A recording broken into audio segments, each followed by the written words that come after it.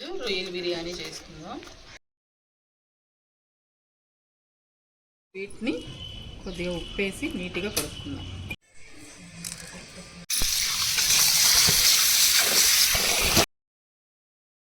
మసాలా పట్టిద్దాం. వెల్లుల్లి పేస్ట్ కొద్దిగా, పచ్చిమిరపకాయలు ముక్కలు కొద్దిగా,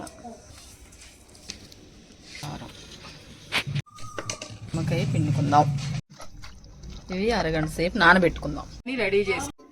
2 గరిటెలు నెయ్యి వేసుకుందాం. 2 గరిటెలు నూనె వేసుకుందాం.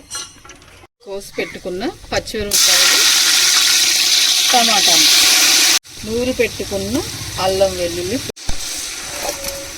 కొద్దిగా పెరుగు,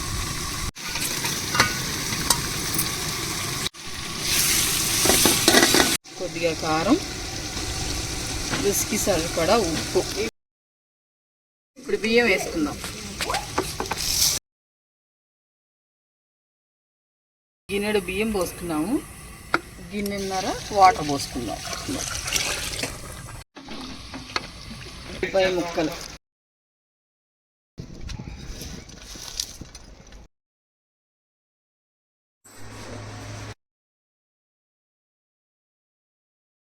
చాలా బాగా చేసావు. Super super.